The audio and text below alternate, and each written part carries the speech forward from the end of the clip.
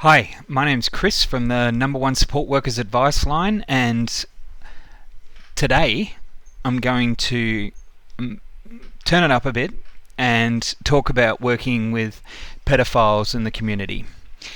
I've been lucky enough to have a bit of distance between working with pedophiles in the community and then at a case management level, them coming out of prison, them being let back into wider society. Middle Australia, pedophiles, if they've finished their sentence, they link up with a case management service and generally are welcomed back into the community. There's a few different services which do that, and I happen to work with two in my career.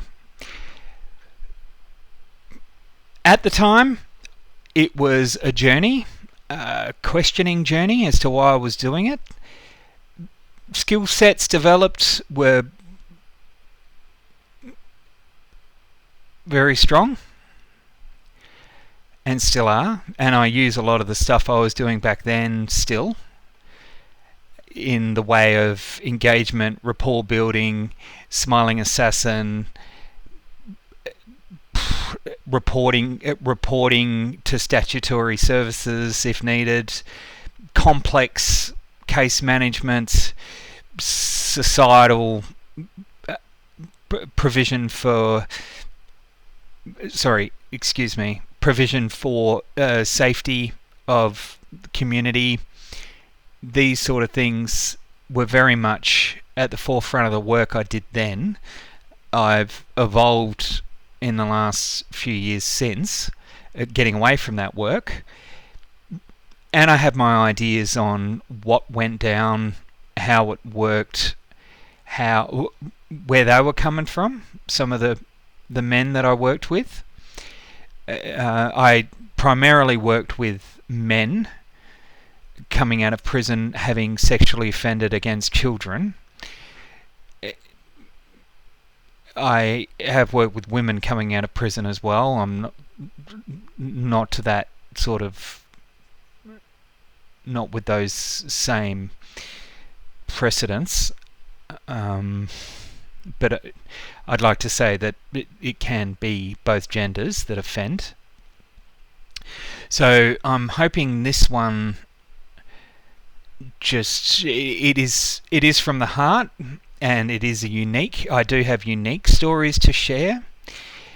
I'm hoping this gets picked up a bit more than my other videos, and yeah, what will be, yet it was an enthralling time in some positives and some negative ways. Just to let you know though, I've got distance. My experience is that the justice system does not work for people who have sexually offended against children.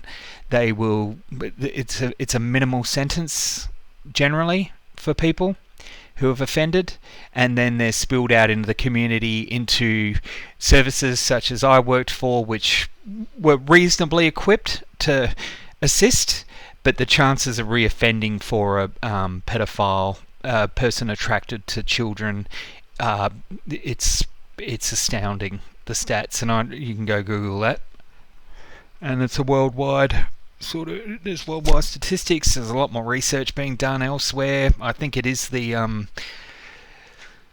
of the biggest yet to be sort of escalated problems in our society. A lot of content to be discussed there. Please share some feedback, get in touch, likes or dislikes, anything pumps it up, and will add to enthusiasm on discussion about working with pedophiles in the community. My introduction to the work was mainly as a case manager, working with people coming out of prison, it I did a so setting them up in the community in Middle Australia through the local housing department. Everyone's entitled to be. The idea is that everyone's entitled to be housed and supported when they exit prison, no matter what their offence was. I found myself. So I used to work with them coming 3 months. Leading out of the. So they'd be referred to us 3 months prior to release. And then I'd go in and work in the prison, sitting across from them, assessing need and working out what supports they may want when they get out, what would work. I found myself working with, with permission, talking to their parents, so elderly parents, about their son having offended then, back then, like 12 or 13 years ago, if that was the scenario. What I became acutely aware of is how they minimise their offence. They manipulate the supports that are in place. They've manipulated their own parents and minimised what's happening for why they offended in the first place. The most abhorrent offending. I've had contact with men sitting across from me for 3 months, weekly engagements, writing it all down, reviewing, going back to management, which just pushed it through. But supervisor, I guess I'm so pumped up about it because I was mainly supervising myself from my own learnings, or my own inquiry on theory, etc., etc. So that's how I managed to come face to face with pedophiles in the community. I'd work with them for 18 months afterward. Sometimes, they successfully behaved out in the community in various settings. So I was acutely aware of where they were situated, what sort of supports were going in there. I'd brace it. I'd report to probation and parole behind as an aside to the engagement I was having with them, just to let them know how things were going. They do that well here in Middle Australia. They do the community supervision. They do that very well, especially in New South Wales and elsewhere where I am. And it was a really there was really a broadening of my perspective on what's out there in the community at large. So the minimising tactics I'm talking about are about sort of trying to employ sympathy in how they were introduced to the offending. It was other people's fault, and so I'm just going to talk about one example, and I can't be accurate because I have to de-identify, of course. So a man, fairly competent guy, fairly intelligent, came across as intelligent like the rest of us. He started having an interest in sharing photos on a website, some sort of website, at a chat room. Just subjective photos, landscapes, still shots, pretty stuff out there. Got an interest in photography, was his story. Then he met a couple of people on the chat room, and then they sort of, this is just how I remember it and how it was articulated. And mind you, I spent a lot of time with this guy. The 3 months, not a lot of time. So once the therapeutic hour once a week for about 3 months while he's telling me this stuff. how did you know? And it was part in. So the needs assessment, you got to build rapport, and they've got to trust, that you're going to support them on the way out. So it's peppered with other things. So he talked about anyway. So he was on this in these chat rooms, mixing it up with other men, sharing photos about composure, composition, lighting, all those fancy photography words. And what do you think of this one? What do you think of this one? Oh, I really like the way you got the perspective there, or I really like your subject matter there. I really like that. And the way he described it to me is he talked about how they introduced new photographs to him. They introduced photos of, they'd increase in exposure, if you like. They'd increase, so they share photos of skin or legs, but the way he articulated is the women got younger in the photos. And this, on reflection, and even at the time I knew he'd been, and the way he justified it was he'd been groomed by a nest of pedophiles on the chat room. They'd exposed him to more and more explicit photos over time. He was in there but it was a quick transition from still life and landscapes, if you like, to portraits, to younger and younger portraits. Oh, what do you think of this one? What do you think of this one? And he got quite. There were a lot of. He gave the impression that there were a number of people that he was sharing these images, sharing the conversations about the images with.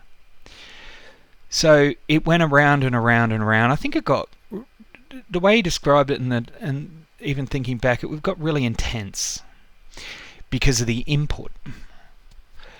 Look, I'm aware that apps sort of pop up, and emails to apps and things like this, they sort of generate that interest in what's going on your phone or what's going on your computer. This was quite a few years ago, so it wasn't really mobile based. It was more this laptop sort of internet situation. But he, the way he described it is it gathered in intensity, and more sort of men appeared and would funnel in these photos. And then it got to the point where he was almost, my word for it is, saturated with these images. And there were implied challenges in improving technique, improving. In the beginning, there were challenges laid down. Well, why don't you try this, or why don't you try that? And the sharing of skills in photography. Then it turned into something different with the intensity and the grooming that was apparent. And then he started engaging in photography out in the community of younger people, younger women, younger girls, and then boys. So the way I liken it is he was groomed by a nest of pedophiles online. So after a year, he ended up offending in the most horrific way, which I won't say. And then a family member, a very close family member, became alert to this and reported him to the police. And thinking back, it would have been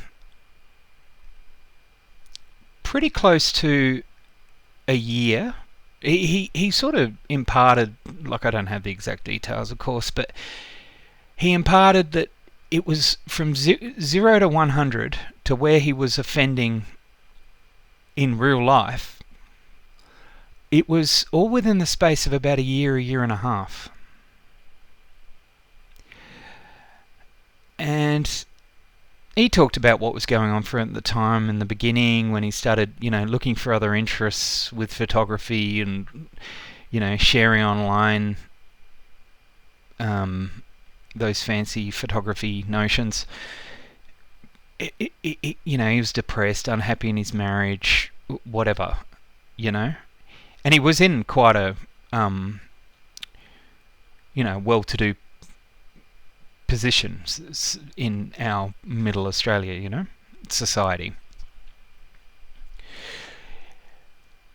And so it was about a year and a half until he was, about a year and a half, and even if it's 2 years, I can't, but I'm pretty sure it was a year to a year and a half from when he started engaging with his hobby online, and then he was offending in real life in the most abhorrent way, which I'm not going to disclose here.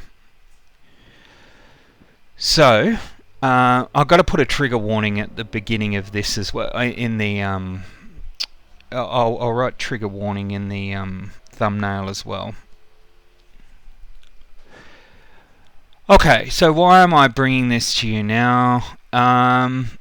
Well, it's about, I just wanted to share some of that grooming and minimising tactic that he imparted, and it spilled over into, it certainly spilled over into the real world for him. So it was a grooming and the minimising. He did fall into a nest. I firmly believe that, and then they came in and encircled him. So we've got a live one here. Let's all, jump on that guy on that chat room. And then they exposed him. What I firmly believe in working with pedophiles is they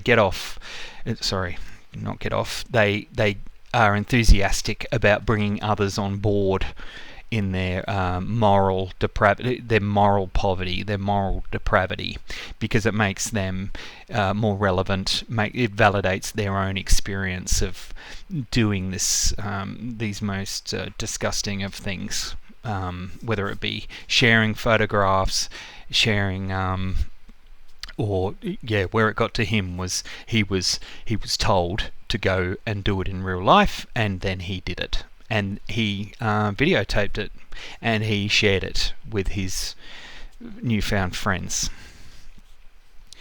Cautionary tale. They are. It is. The awareness of offending against children and, sexual assault and all that stuff is, it's really coming to the forefront in the last few years. The sexual abuse in educational institutions, with the church. The odd one will pop up in the media around here at the footy club or whatever. So,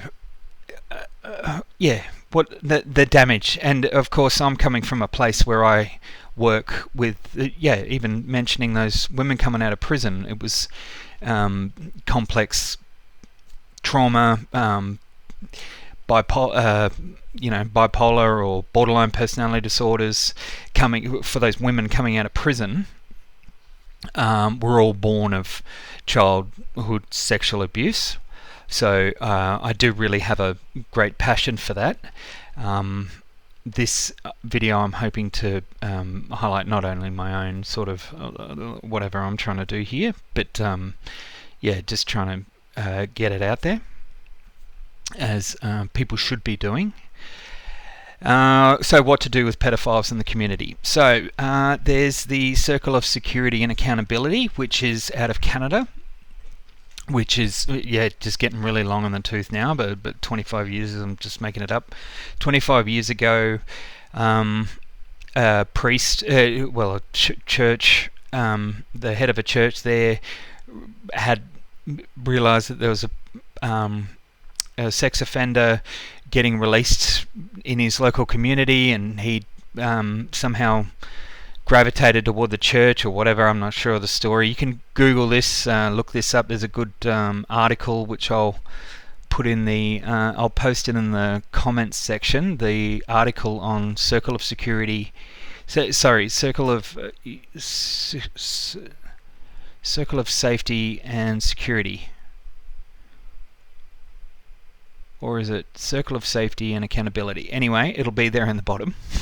I haven't read it for a while. I should read it if I'm going to post it, but it's highly relevant. Anyway, so this this pastor or priest had he knew had a pedophile joining the congregation. So what he did was he put it, so in he comes. He said, "This is what we're going to do for you. If you want to be safe in our community, you're going to link with other church members." So what they did was they looked for volunteers in the church community and said, so 4 or 5 or 6 people, just making it up, put their hand up and said, "We'll be the inner circle around the person, the sexual offender, the pedophile, or the person charged with, coming out of prison back into the community." Put 5 or 6 people around him, and they were the people that went around and checked on him every day. Every few days. They were the person who accompanied him shopping. They were the person who, had made a contract with the person in the centre to, can I check your phone intermittently? Can I check your, they were aware, can we check what sort of networking you're doing? Can we look at your, would you mind sharing your laptop, just to keep it open and transparent? So those people on the inner were all part of that circle. And then on the outside, there was a member of the police, a social worker, maybe a psychologist, psychiatrist, all on the more professional circle around that inner circle, around that person, that offender. So what happened is, when you're out in the community with an offender, invariably they're going to display signs of why they offend. So it will be that child moving past and the gaze following the child. It will be that conversation that comes up that minimises their offending and the reasons they do it. And that was with the inner circle, right? The church members, right? So what would happen is those church members would get together with the outer circle, the police, the psychologist, the other professionals. And then what would happen is the inner circle would be supervised by the outer circle. So they'd bring up what happened in the community on that day out with the sexual offender. Then what would happen is they would report back to the offender in a round table, respectful way. This is what was noticed. This is not on, and you're not getting away with it. So that's it in a nutshell. Like I said, I don't even remember the name of it, but I'll post it in the comments and you can have a look yourself. So there you go. That is my take on working with offenders, sexual offenders in the community. What we can take from the circle of safety is we can take learnings on supervising the supervisor, on looking after the case worker that's aligned with the pedophile, being more effective in keeping the offender accountable to their even nuanced, to their minimising, to the way that they, like being aware that they're going to try to groom others into their style of offending, pulling them up with immediacy, their engagement with the community, being and just having lots of eyes on them that are supervised and able to have a reporting mechanism to a greater, bigger structure, but then that gets articulated back to the offender that that's not acceptable. Anyway, thanks very much for listening to this one. I have just even out of this, I've got more to say about raising awareness, and I'll go and formulate that. And I just want to point out that even when I think about the work I did, and I'm very proud of the reporting I did around that work. I'm very proud of staying abreast of the parole and the keeping the offender accountable to actions, even in like a one-on-one situation. The parole reporting helped me to address with the client their obligations.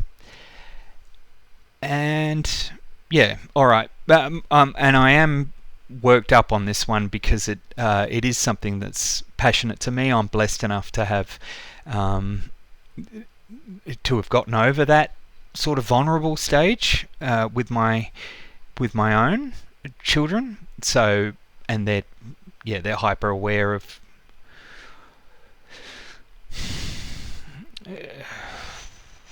potential risks. Anyway, thanks very much for listening. Okay, talk again soon, and I will log off. Thank you. Thanks very much.